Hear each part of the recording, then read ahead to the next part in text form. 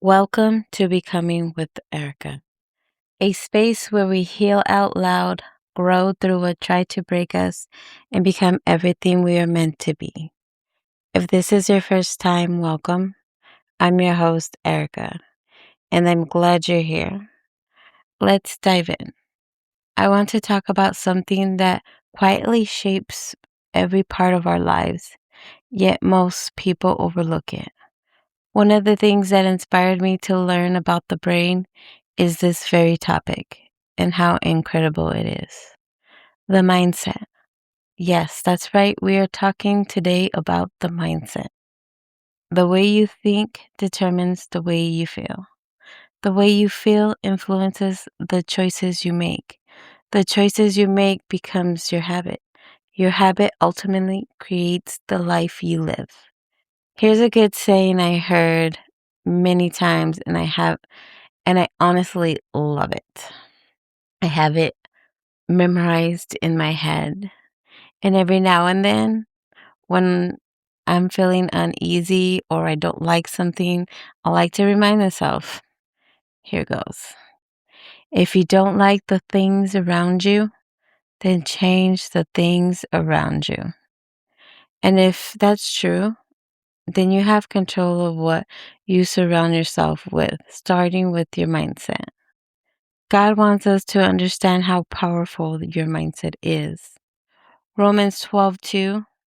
Do not conform to the patterns of the world, but be transformed by the renewing of your mind. Then you'll be able to test and approve what God's will is, His good, pleasing, and perfect will. How beautiful is that? But be transformed by the renewing of your mind.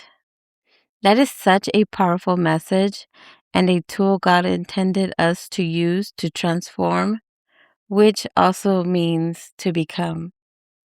I know I struggled with guidance all my life when it came to what I thought was right or wrong. As I was growing up, I thought I needed a mentor to shape who I wanted to become, or at the time, what I thought who I should needed to become. I quickly learned that thoughts can be formed by the words of God, books, events, and actions that ties in with the meaning you give them, with your whys and your feelings towards it. That's what makes a thought worth thinking. We attach ourselves to our thoughts and which transforms into our outer world. Most people spend years trying to change their circumstance, we're never stopping to examine the thought creating those circumstances.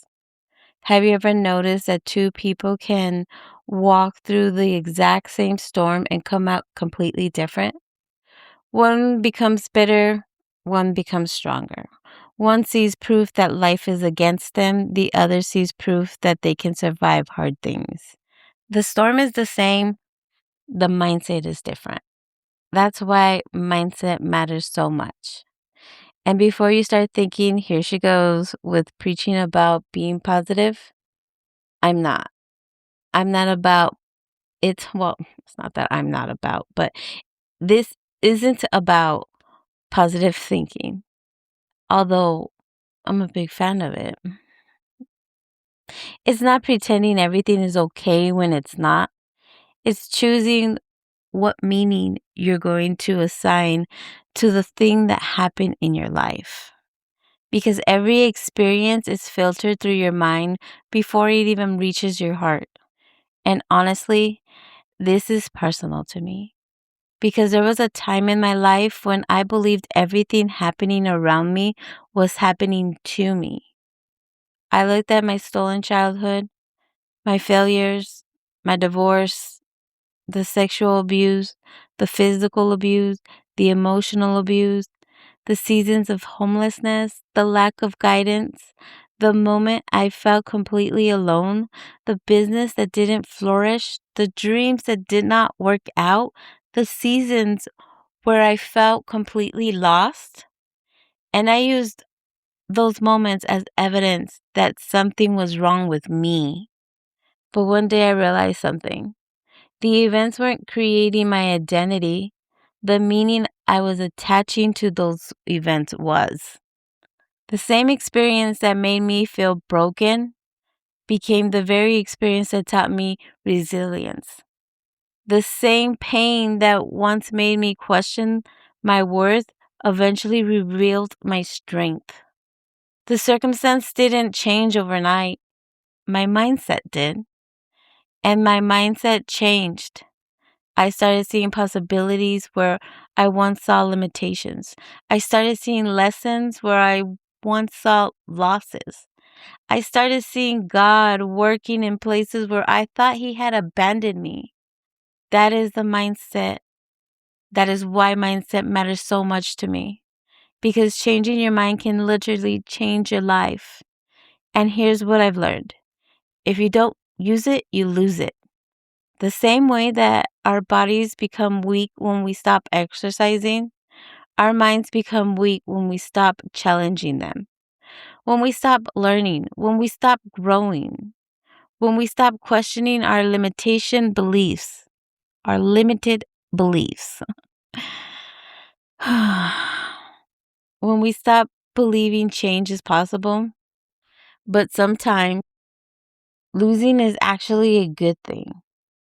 Sometimes we need to lose the mindset that is attached to our old self that says we're not enough. Sometimes we need to lose that victim mentality. Sometimes we need to lose the fear, the self doubt, the shame, the identity we carry for years that no longer serves who we're becoming. Not everything deserves to come with us into the next chapter, including the environment and people in it. Growth requires letting go. The danger isn't losing who you used to be.